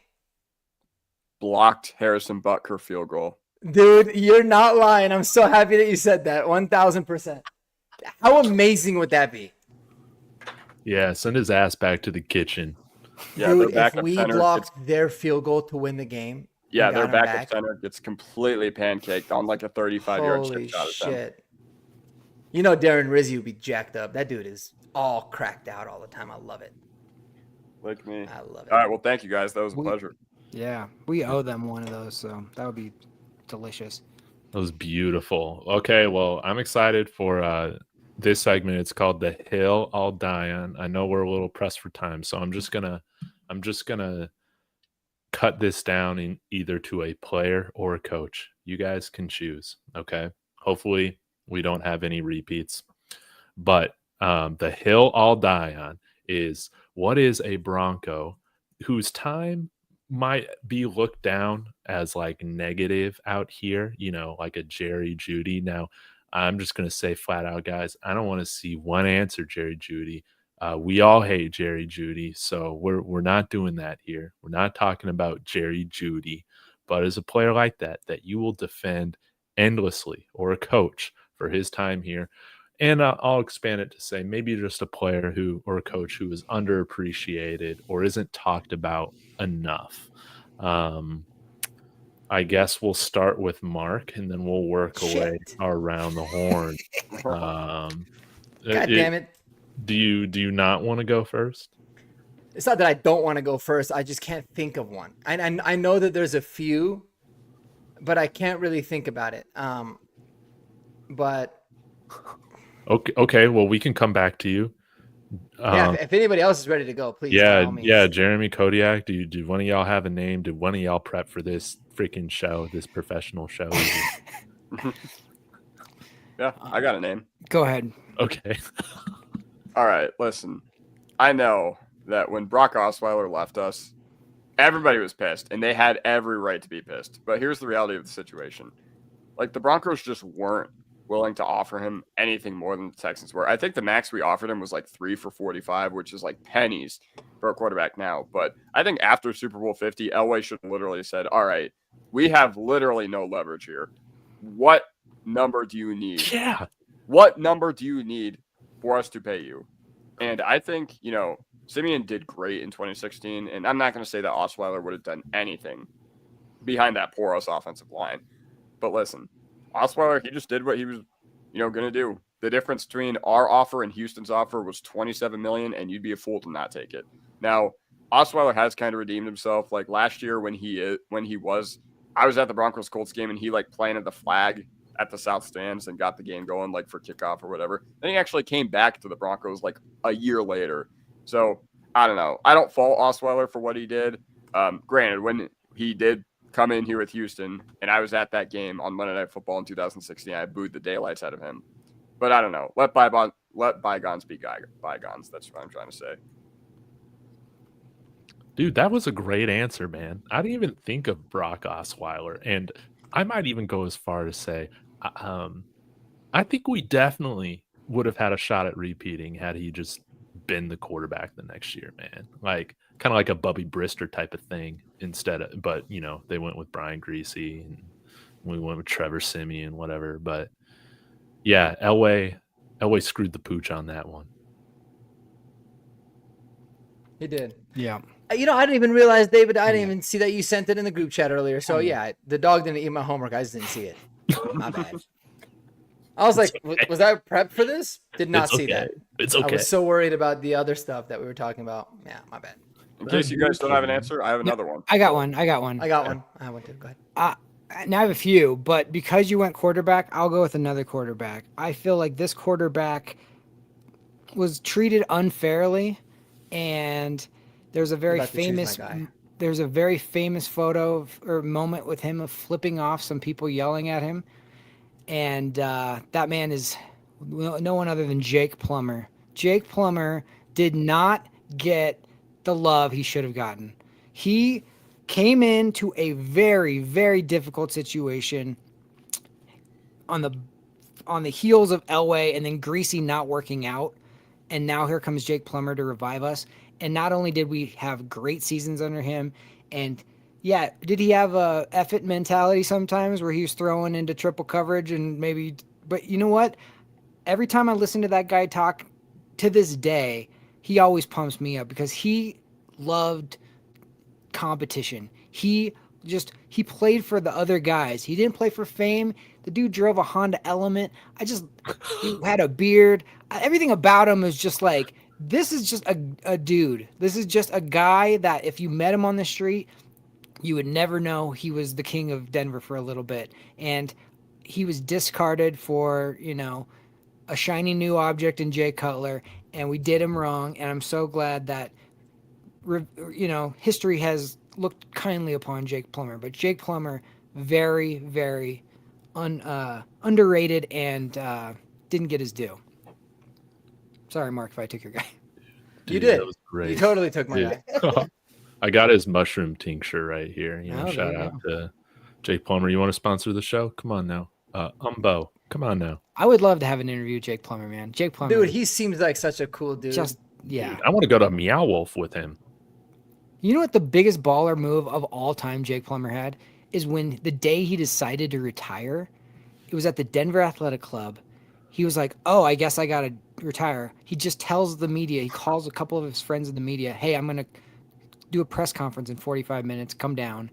He comes off the handball court, says, yeah, I'm going to retire, goes back and plays handball. Like, what a freaking, like, that to me is like, that guy's just living how he wants to live, and he doesn't care about anything else than that. And you got to respect that.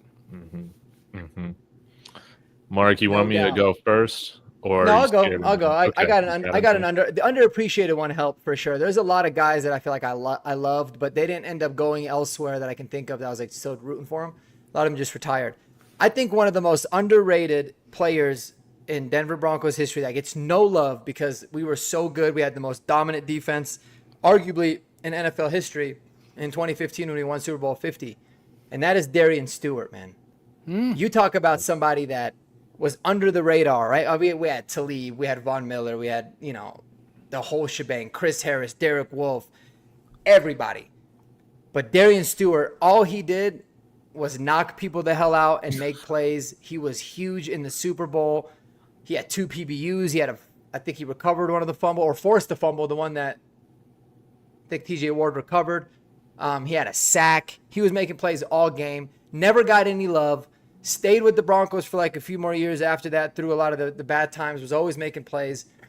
I really just wanted to give some love to Darian Stewart because he was one of the more underrated free agent signings that we had. And like I said, it was loaded, man. DeMarcus Ware, Aqib Talib we brought over, right? And then there was a few others that we signed in that offseason that were huge, or a couple off seasons before. But Darian Stewart, man, what a baller. Awesome player, super overshadowed. And he deserves his flowers. Can I piggyback off that real quick? Yeah. Another guy on that defense who I always loved and was another guy like Darian Stewart who just never got the credit. Danny Trevathan. I always thought that dude was just rock solid. If you caught it and then kind of took a little bit of time turning around, you were going to get walloped by that guy. Yeah. He embodied the no-fly zone defense, and he wasn't the big name on it, but man, I love the way he played. And then when he went to Chicago, I was like, please get him back. Because it just felt like he was one of those glue guys that never got the Vaughns or the Wares, the Talibs, the Chris Harrises, or the Wolves, or all these people, right? Malik Jacksons. But man, Danny Trevathan was just an absolute stud. You know who else I liked a lot? I don't think he was on the Super Bowl team. I always messed with Tony Carter, bro. The corner. Yeah. I always thought people hated him. I'm like, this dude is sticky. All he does is make plays. I like Tony Carter. There's a lot of those like, kind of dudes that came in, they made plays, and then they just disappeared for whatever reason. Lenny Walls. Yep. Lenny Walls. Yeah. Yep. Will Parks had his moments. There's a lot of those. Anyways, we'll get to all those. I'm so glad none of y'all poached my player I was going to talk about. So this player, I believe, this is a little controversial, but I think this player should have a spot in the Denver Broncos Ring of Fame. But nobody talks about him at all because he kind of had a controversial career. But what if I told you the man played 4 different positions for us and never complained? He balled out in every single defense he was a part of. What if I told you these are the top 5 tacklers in Denver Broncos history? Randy Gradishar, Steve Atwater, Dennis Smith, Carl Mecklenburg, Simon Fletcher with 828 tackles. Unofficial number, but that's what's... this is according to Broncos Wire, but that's what's said. Only 2 tackles less than Simon Fletcher at 826 tackles in his Denver Broncos career is DJ Williams, man. DJ Williams. He's got more tackles than guys like Tyrone Braxton, Al Wilson, John Mobley, Justin Simmons. And we drafted him 17th overall from the University of Miami. We had him playing, I think it was weak side linebacker his rookie year, balled out. Then we signed Ian Gold. Then he moves to strong side linebacker. Then Al Wilson moves on from the team. We cut him due to that neck injury. Then he moves in and plays Mike linebacker in the 4-3, right? He kills it. Then Mike Nolan comes in, I think it was. Then he transitions to the Patrick Willis inside linebacker role, where he absolutely obliterated it, had well over 100 tackles. Now, the thing with DJ Williams is that the man liked to drink and drive a couple times. And that's what kind of got him in some trouble.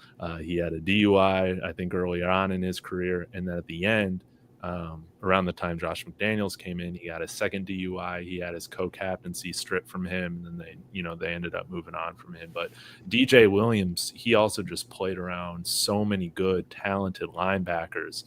Al Wilson, John Mobley, Ian Gold. A lot of these guys were fantastic. But again, he led us, well, at least in my lifetime, he's probably the guy that's brought the Broncos the most tackles in their career in my lifetime. And nobody talks about him ever. Nobody talks about him ever. And he was one of our best first-round draft picks in my lifetime. I got a story about DJ Williams. Really good one. Very good. First piece of Broncos news I ever saw, like when I was 11 and I didn't know anything about, like, oh, I can go on here and talk about this with people. First Bleacher Report article I ever saw was one where DJ Williams had leaked the Broncos defensive playbook in 2012. That's right. Oh, that's right. I remember that. That was so crazy. Yeah. Nah, he was a beast. He was so And Al Wilson, DJ Williams, these were some of the first football jerseys I had, were those guys. So a lot of respect to DJ Williams. And if you guys haven't watched it, go look it up. DJ Williams, Josh McDaniels cheating. You'll hear him talk about how Josh McDaniels was cheating when he was coaching there. It was hilarious. But yeah, DJ Williams, I think, should be a Ring of Famer, man. He was so good, and it's very rare that you find linebackers that just produce at an insane level no matter what position they're asked to play. And he never complained about it, at least to my knowledge. Yeah, no, he was amazing, man. He was a unbelievable player. Like you said, I think he was durability, if I remember. I don't think he missed a lot of games except for the times that he was suspended. I know he failed the drug test too, so he was a controversial dude, but that's kind of what you need from your linebacker. Yeah. Like your middle linebacker, you need some. You need him a little crazy. You don't want someone like Alex Singleton, nice guy. Cody Barton, just a splendid human. I want somebody that's gonna kill you, and then get a DUI after the game. That's why Georgia's so good. Like Bill Romanowski, bro, spitting on people's faces, and hell yeah, that's what I'm talking about. Danny Trevathan had to have been crazy. Yeah. Yeah. All right, Mark, let's cap us off, man. We should change the name of this show to Horsepower 2 Hour. Right. We're never keeping this down to an hour. I can tell you guys that. Exactly. We had Russell this shit on at the beginning, I know. We added time. I know. Oh, dude, Willis McGahee. Yeah, it's a good one. Good job, Kodiak. I like that. My first jersey, believe it or not. Wow. Is it? Oh, my first jersey was Brian Greasy. Yeah, I like that one. Ooh. Wild. Anyways, my segment is called what is it called? Broncos Then and Now? No. Yeah. Broncos Then and Now. That's the one. I have a bunch of different files here, so I wanted to make sure. Rankin files yours. Broncos Then and Now. So what I'm gonna do for mine is it's gonna be fun, and it doesn't have to be like exact, but I'm just gonna go around and kind of rapid fire ask anybody who's better. I'm gonna give you guys two players. I'm gonna try to make it to where like it's a current guy on the roster and then somebody from the past, and essentially in those situations, like would you swap this player out for the other one or not? And then I'm gonna have a what's who or what's worse segment. So there'll be like who's worse in terms of players. It could be, and both of these could be executives as well. And then there's also like maybe some memories and some other things in there as well. So I think you guys will start to get it. So I'm gonna start off with my man David. And I'm gonna ask you, who is better, Riley Moss or Bradley Roby? That's a good one. Dude, I'm going with Riley Moss.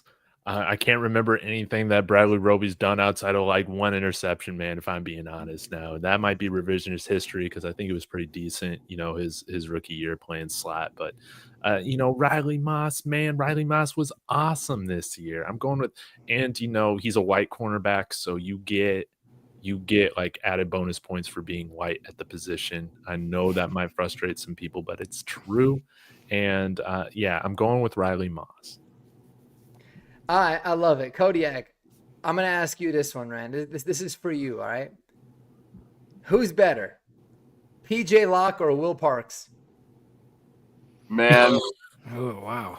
That's a good one, huh? Honestly, same player. But listen, I will say, Will Parks, he at least kind of had that leadership back then. Like, you knew that him and Simmons, like, were coming to their own as leaders. Whereas, and we also had no leaders. Yeah. And we also didn't play important games with Will Parks. Whereas last year we played a lot of important games with PJ Locke, and he was clearly the biggest liability on the team on the defensive side of the ball in those contests. So, yeah, once again, same player, but yeah, who's worse? I mean, is this who's better? Who's worse segment? Who's better? Like obviously now they're both like back. They would be backups on this team. So who would you rather have as a depth guy? I'd rather have Will Parks. All right. I dig it. All right. Jeremy. Oh, this is a good one. Eddie Royal or Marvin Mims? Ooh, man. These are good. I like all three of these questions. Dude, Eddie Royal should have been talked in our last segment. Yeah, he could have been. I literally should have looked at my list that I had because I had so many underrated guys like from that. Naturally, I didn't even think to do it. Damn. There's a couple more too. You guys would be like, oh shit, he was good too. I think Mims might have a little bit more of a ceiling, maybe, hopefully. But man, I'm gonna go Eddie Royal. Yeah. Eddie Royal was just a dog, especially that rookie year. He had that one game where he just absolutely torched Jay Cutler, and he was just such a smiley assassin like Steve Atwater was on the defense. Just a sweet guy, but man, you could not cover that man. And great name too, Eddie Royal. That's just. You remember his Burger King commercial? Oh, he's like, get the royal treatment. Yeah, I remember that. That's right. That's right. Go get Royale the royal with treatment cheese. all the time. Like, give me the royal treatment. Was he a 1,000-yard receiver? I would assume. I think so. I think he so. was not 980 yards in his rookie year, dude. Yeah. He was nasty, dude. But before you move on, I got to say something about Bradley Roby real quick. Bradley Roby, I don't know if we win the Super Bowl without Bradley Roby. He knocked the football out when I think it was the Chiefs. No, Steelers. Steelers were driving on us. Yeah, Fitzgerald Toussaint was the running back. I was there. I remember, yeah. Yeah. And it was him punching that ball out that basically like ended their go-ahead drive that they were on, and the rest is history. So I know it's hard. Sometimes you kind of forget, and when he goes to a different team, he kind of gets forgotten about. But man, Bradley Roby was huge, and that scoop score TD was the last time we beat the Chiefs on that one play too. Bradley Roby was very, very nice. Now, I hope Riley Moss surpasses him, and I think Riley Moss is playing cornerback 2, and Roby was playing 3 at the time, I think, because of Chris Harris and Talib, so it's a little bit different. But yeah, Bradley Roby, big ups on him. What was the second one? What was the second one you said? Oh, Will Parks or PJ Locke? Yeah, okay. I'd go Locke, but Parks is the better special teamer for sure. But yeah, have I asked all three of you guys one yet? Yeah, you just did. Okay, so now I got one for the whole group. We'll do it that way. Okay. Sean Payton or Gary Kubiak? Oh, man. I don't think people are gonna like my answer. You can't go wrong, I don't think, honestly. For this team. Go ahead, David. Dude. Oh, for this team? Well, you got to look at it like. Well, I guess you can go about it however way you want, but like if you could substitute Gary Kubiak for Sean Payton on this team, would you do it? I guess that's kind of a hard question. You'd obviously say no because it's like Sean Payton's team. So I guess in general then, because coaches it's a little bit more difficult. Absolutely not. Absolutely not. I know Brock Osweiler had like 5-6 games, whatever, man. But Kubiak came to make sure that nothing blew up, right? We don't win that year without Manning. I don't care how broken his hands were. They couldn't feel.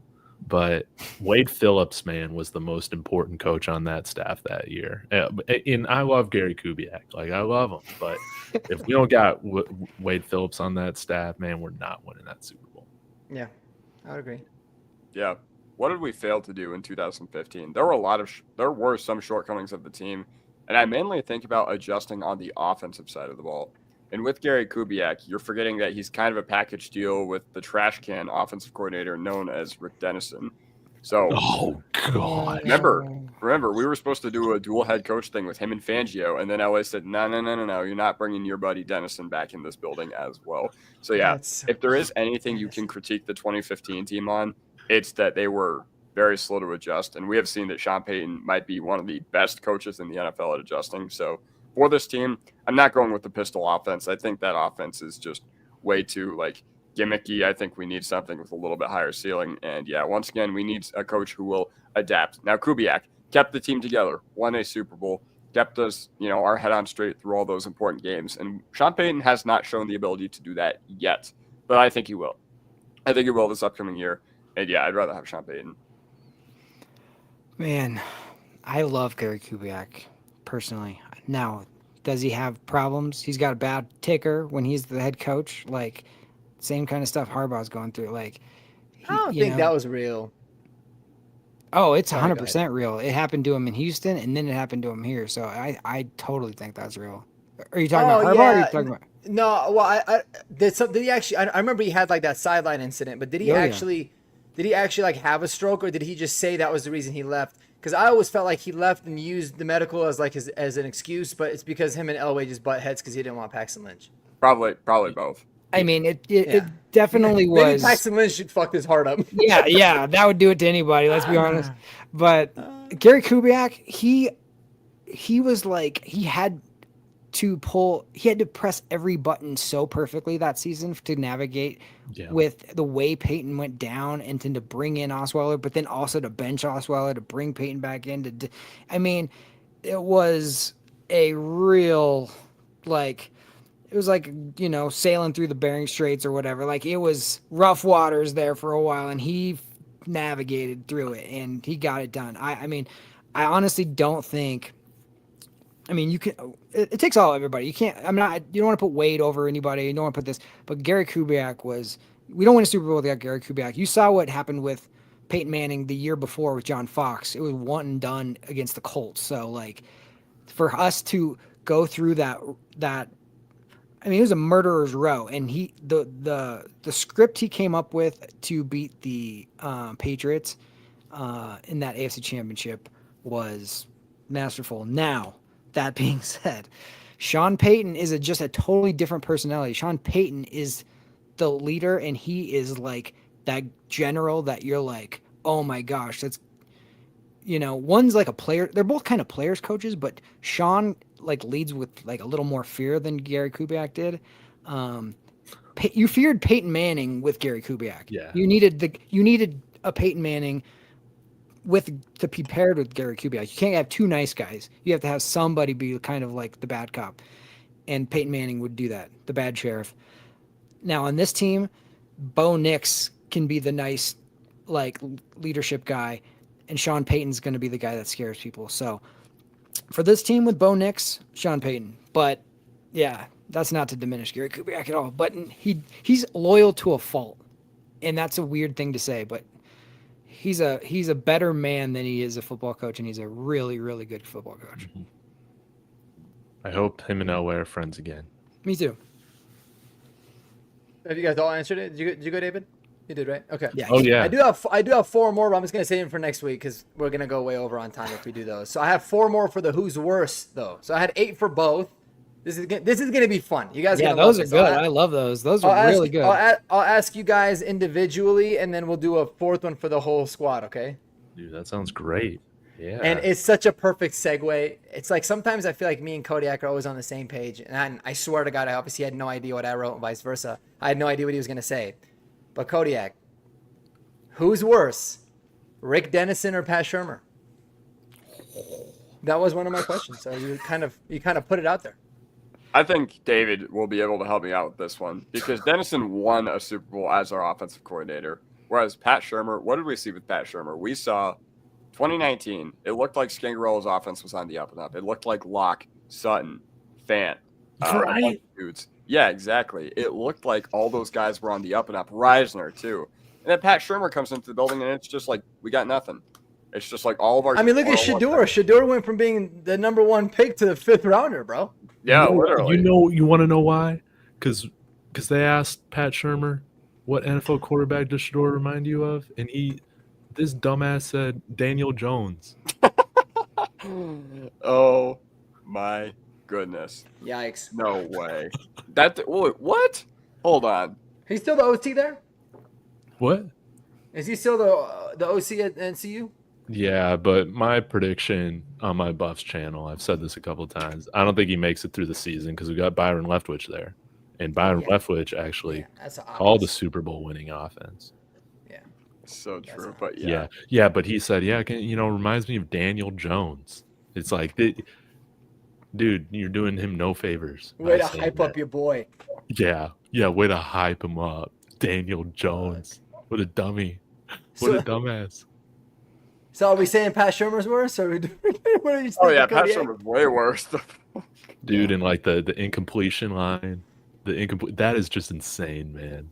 Yeah, just got practicing incompletions. The incompletions. I'm curious. Actually, holy shit! I didn't even know Rick Dennison is still coaching. By the way, Who? In the U.S. He's the run game coordinator for the Seahawks. Right now? What? Yeah. Wow. Dang. In 2025. But I mean, has he ever called an offense like himself? I think he did. But that's because Clint Kubiak is at the Seahawks. Oh yeah, he did. Rick Dennison he actually called the offense one season in his career for the Bills in 2018. They finished 29th overall, and he was fired after 1 year. So that's cool. Right. Is that worse than Nathaniel Hackett or better? No, nothing is worse than Nathaniel Hackett. Nothing. Because we had the NFL's worst offense, I think, right? With Nate Hackett. It was like the worst offense since like 2000.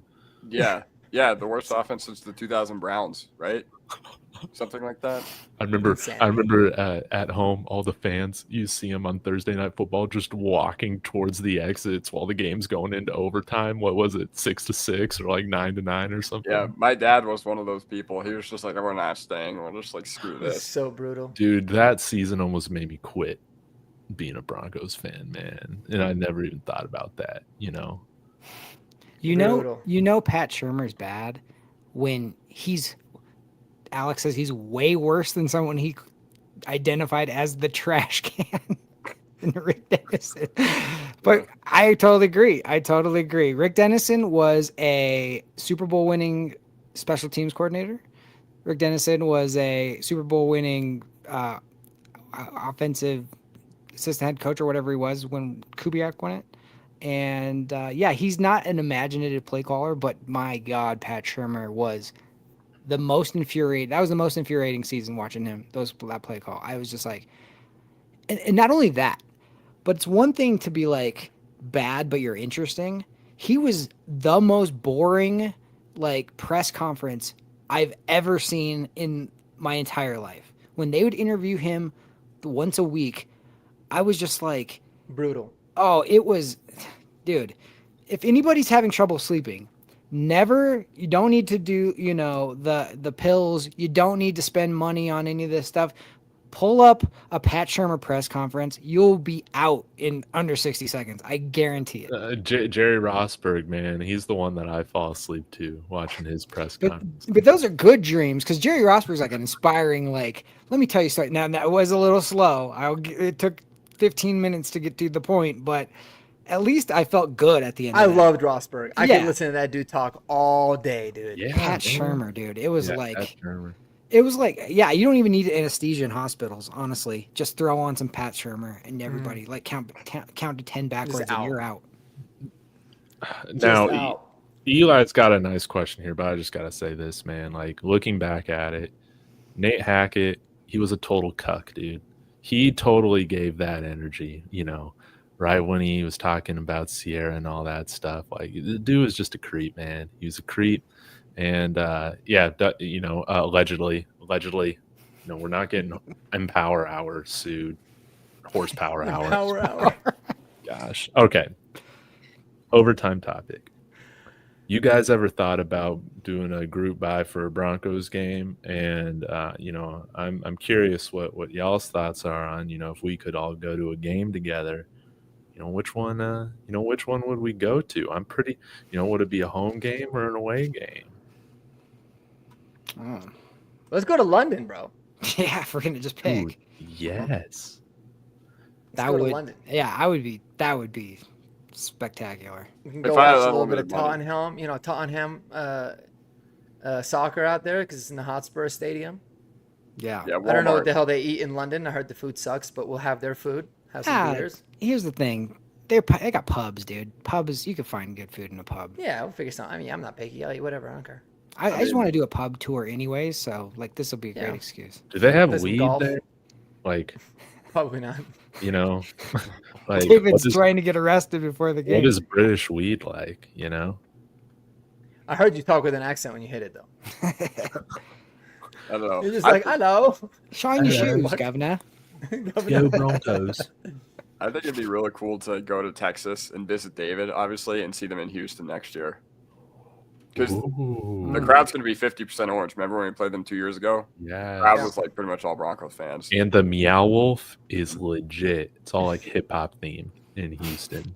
So it's Yeah. gonna be like really cool. As long as it's not in the summer, like in the early part of the That's season. what I'm saying. Fuck Yeah. that. In November, Houston- bro. Houston in the summer or September. Oh, yeah, it is in brutal. November. Now, in November the would be words good. of Kirk Cousins, I would want to, what is it? Walk into your trap, take over your trap. I want to do that in Las Vegas, baby. I think a Las Vegas Broncos trip would be so much fun. We could say Dangerous, brother. yes, but that's how it should be, man. Stay at Circa, then you can go into Fremont Street, see all the freaks. Last time I was there for Summer League, walk right out onto Fremont Street, some dude smoking crack right in front of me, man. You can't get this anywhere You else. can't get that anywhere else. Actually, you could. You can walk around Seattle, get some of that. You go walk down 6th Street. You get some heroin. Street. 16th Street Mall, you'll definitely get some crack.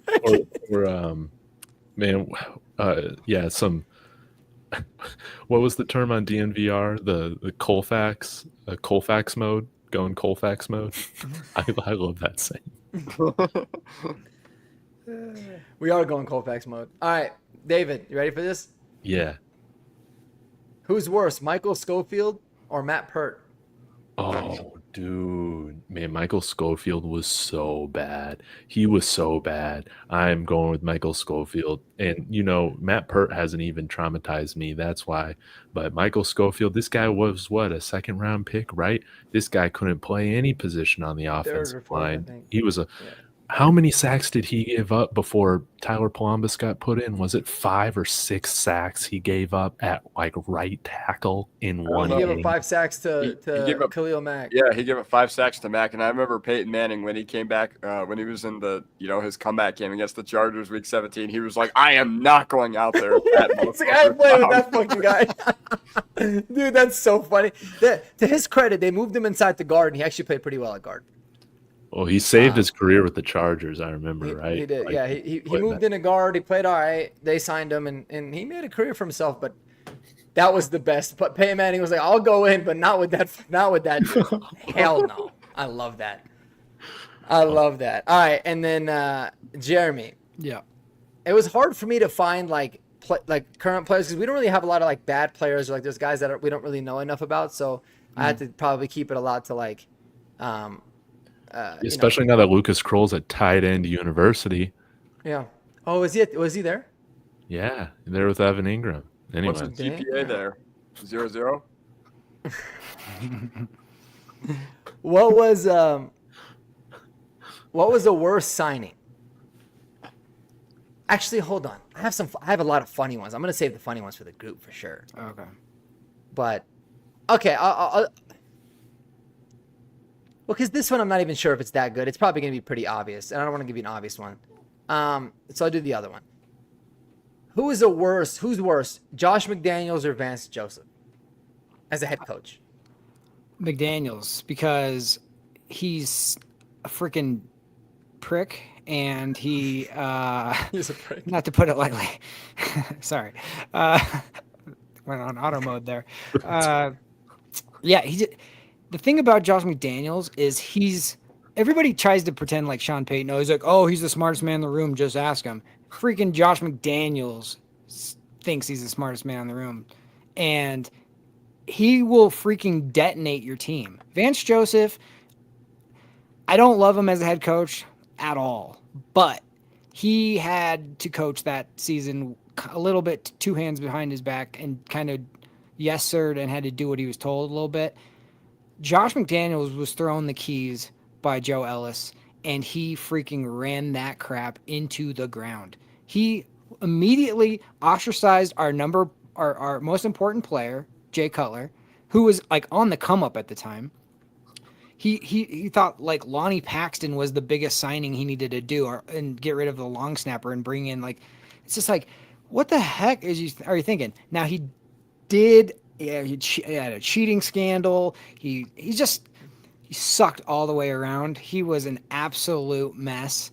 And every time he's got another opportunity, he's shown exactly who he is. Now he's a very smart offensive coordinator. And Vance has had a very good job, done a very good job as a defensive coordinator. Neither one are very good head coaches, but yeah. Vance Joseph is I think Vance will be a embarrassment. good head coach in a second time. You know, Vance is one of those guys. He's one of the only like of all the coaches that we've had that have sucked, and there's been a lot of them. He's the only one that I was like, I don't know why, but I just still really like the dude. Like, he was always such a lovable person, always kind. Like, right. I'm really happy that he's doing really well as a defensive coordinator, because I always rooted for him, even though he was like totally in over his head. But that was one of those where, like, right when I asked it, I was like, yeah, it's probably not that close. Like, Josh McDaniels was pretty bad, but Vance Joseph as a head coach was pretty terrible too. I mean, he would have Von Miller drop back in coverage all the time. It used to drive me absolutely bonkers, dude. I'm like, that's a really good idea. Yeah. Why don't we just drop Von Miller back in coverage all the time? That sounds like really logical. Let me throw one back to you real quick. Josh McDaniels versus Nate Hackett. Oh, Nathaniel Hackett's the worst head coach in the history of the sport, not just the Broncos. There will never be a head coach that's that bad and that incompetent. Period. It was like I thought about not ever being a Bronco fan again. That's how embarrassing it was. When you have the stadium counting down the play clock for you, bro. Brutal. And you don't even know how to handle like anything, the media, nothing. And then like they have to hire basically a babysitter for you to tell you when to call timeout. That is next level incompetence. He was horrible. I'm actually shocked we won as many games as we did. Now I'm saying that because he is also another very nice person who's like if like you met him on the street, you'd be like, oh, I like this person. He's a nice I don't know guy. though. No, I think he's trying to bang my wife. Yeah, he's almost so corny. I'd want to just punch him in his face. All right. You know what I mean? Yeah. Like, it was like, yeah, I don't get it. That dude. Cringe is the term I think. Yeah. I do want to bring this up, man. I forgot this. So you know how the year prior in 2008, Eddie Royal, rookie year, had 5 touchdowns, 980 yards. One of the other moves that Josh McDaniels does when he first takes over is he goes and signs Jabbar Gaffney to a contract. Jabbar Gaffney. And Eddie Royal's sophomore production drops down to like 300 yards on the year, man. Because freaking Jabbar Gaffney got like 700 yards. Yeah. It's like Nate Hackett was like in love with Russell Wilson, but Josh McDaniels was in love with Matt Castle. So it's like, man, either way you go, that's bad. That's bad news. It was wild. Like Josh McDaniels, it's funny because like he tail spun the team, but like it led to Peyton Manning directly. Right. If you think about it. No, 100%. Right? I thought about that. And then with drafting Tebow. the Tim Tebow and all the stuff that happened, and he drafted DT. Demarius Thomas, Yep. right? He drafted I think Robert Ayers had a couple good years. No Sean Moreno, right? It was no Sean Decker, Abraham. yeah, right. Yeah, Decker. He left us with some presents, at least. He did, but then he Right. also traded a future first-round pick for a corner that never played. Ever. Yeah, that's like Oh, dude. Alfonso Smith, right? Alfonso Dude. Smith Smith. was 5'9" horrible. 5'9" corner, baby. So it was like, Yeah. holy shit, man! Like it's wild. Like he did some crazy stuff. I don't know. Yeah. That's a good one, though. Yeah. These are fun. These are fun. All right. Now this is for the group. You guys are gonna love this one. This is a good one. All right. What's worse, Nathaniel Hackett or Clay Webb Powerade? Like, what's worse to endure? Dude, In if they general. bottle it up, man, they bottle it up. That Like thing you is- had to oh. either drink Yeah. Clay Webb's Powerade Right? or go through another 15 games of Nathaniel. Dude, it's just protein, man. I'll go through I'm that. fucking I'm yeah, chugging it, no dude, problem. yeah. I won't even plug my nose, bro. That's right, dude. I'm backwashing that thing and then drinking it again. It's exactly what I'm doing, dude. I could never. I might die if I go through another Nathaniel Hackett Yeah, I would die. season, man. There isn't much I wouldn't do to spare Broncos country from experiencing that again. Yeah, it'd be easy. Dude, I'll yeah, man. Do the Clay Webb special, man.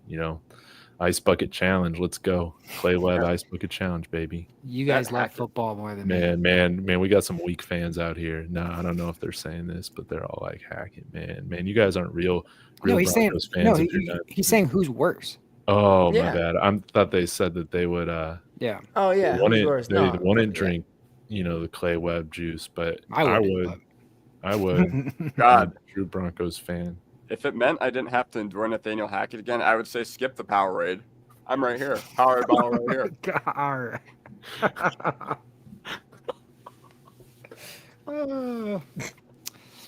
He's got the glasses on for it. Yeah. Shit, my eyes are protected. Open wide. It's like the dentist. Open wide. Oh, okay. Yeah, dude. Give us another one, Mark.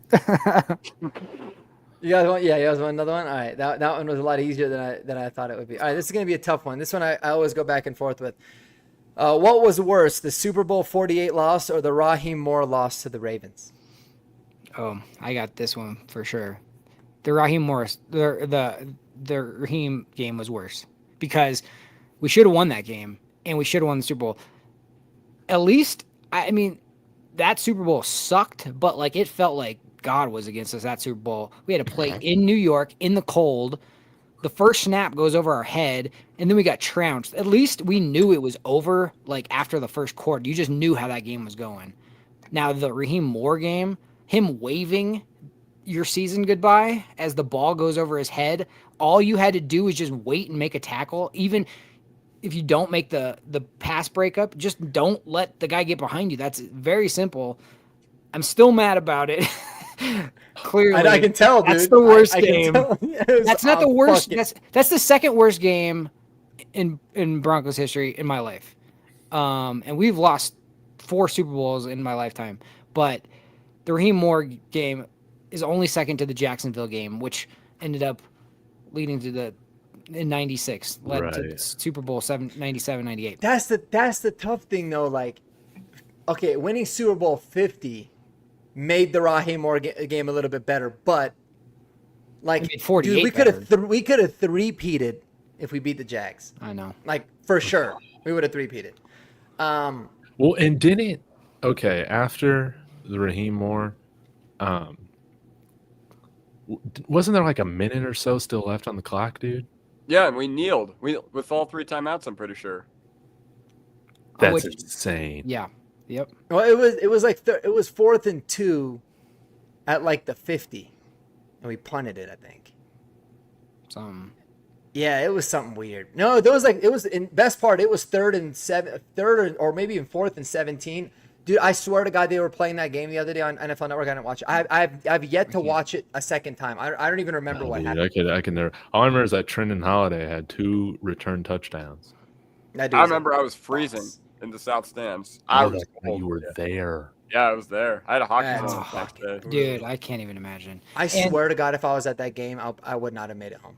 Until Then again, I was 11, so I didn't understand the magnitude at the time, but I was like, dang. Yeah. And to lose the game when Payton is running to his right, throwing back against his body, which if there's any quarterback in the history of the NFL that you think would not make a mistake like that, it was Peyton Manning. And he throws his one effort ball, maybe of his career, or one of the few, and to get that picked off was just like, that was one of the toughest losses I've ever swallowed. Like, that was, if we didn't win Super Bowl 50, if we didn't end up with Peyton Manning getting a ring, I would have I mean, that game still bugs me, but like, it would be way worse. Yeah, 100%. 100%. And the crazy part is we would have played the Patriots, who weren't that good, the following week, and it was 65 degrees, dude. I know.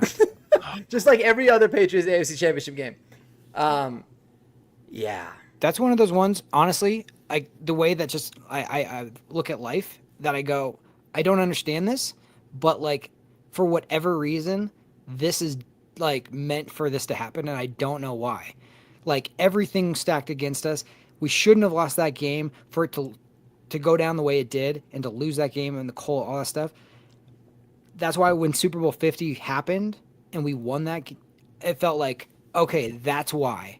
For the storybook walk-off Peyton Manning moment, Yeah. you had to up the stakes that much more because of Raheem Moore in the Super Bowl 48 before that.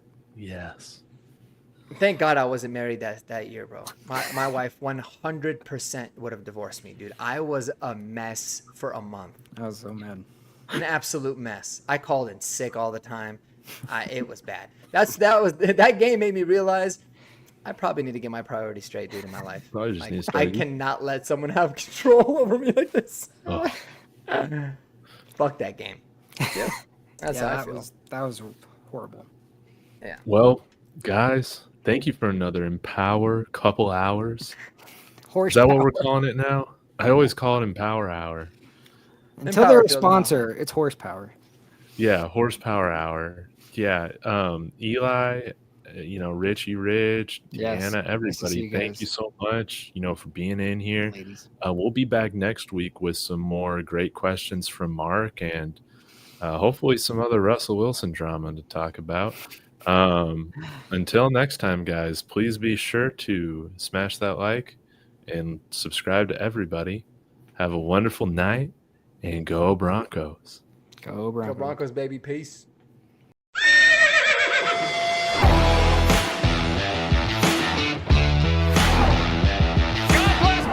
That sacrifice is grabbed, and he's going to be sacked.